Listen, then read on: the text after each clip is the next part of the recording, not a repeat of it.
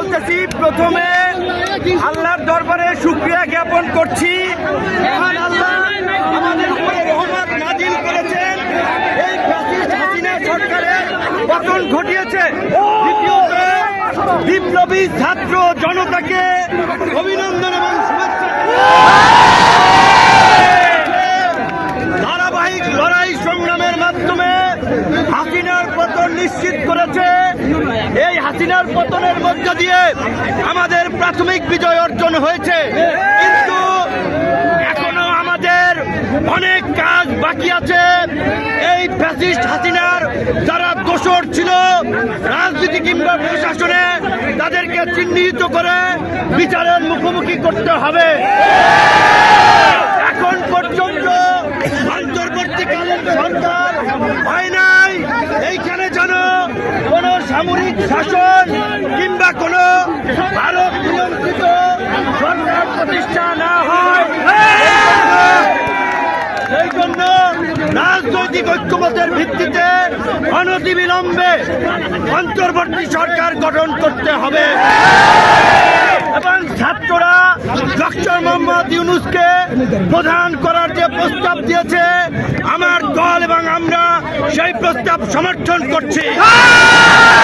আমরা অনুরোধ জানাবো, আজকে সন্ধ্যার আগে মহামান্য রাষ্ট্রপতি ডক্টর ইউনূসের নেতৃত্বে অন্তর্বর্তীকালীন সরকার গঠন করে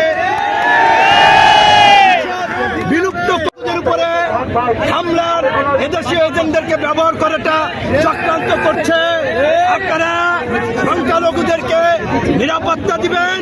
সংখ্যালঘু ভাই বোনদেরকে বলবো, এই বাংলাদেশ আপনার আমার আমাদের সকলের, এই দেশই আপনাদের নিরাপদ আশ্রয়স্থল।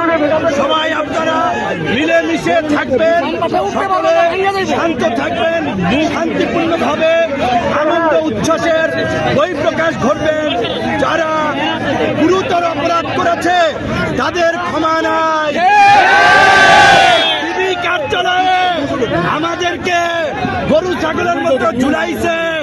হারুনের নেতৃত্বে এডিসি শাহীন শাহ, যুগ্ম কমিশনার খন্দকার নুরুন নবী সহ যারা, তাদেরকে অবশ্যই বিচারের মুখোমুখি।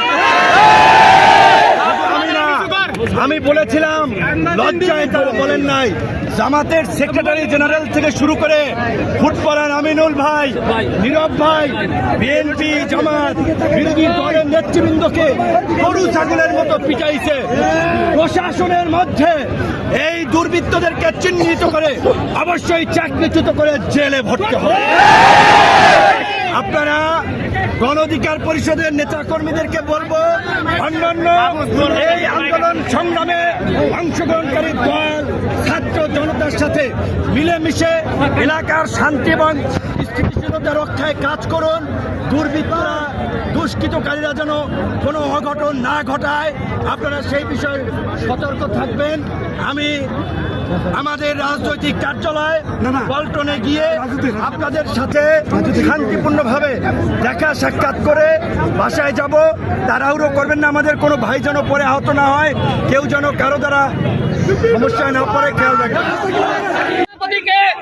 আজকে জামিন দেওয়া হয়েছে। আমরা বলতে চাই, শুধুমাত্র জামিনের মাধ্যমে এই ধরনের নেতা কর্মীদেরকে মুক্তি দিলে চলবে না। তাদের নামে যে মামলা দেওয়া হয়েছে, এই মামলা অনতিবিলম্বে প্রত্যাহার করতে হবে।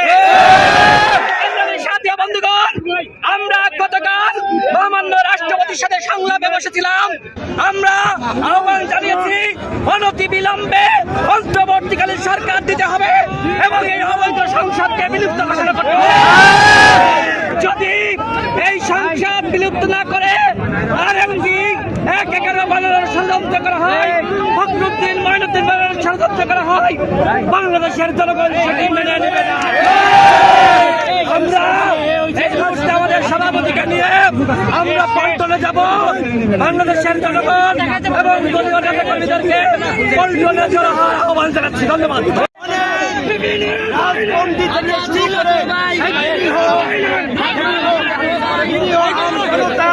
কারাবন্দী আছে, অনতিবিলম্বে নির্বাহী আদেশের মাধ্যমে তাদের সকলকে মুক্তি দিতে হবে।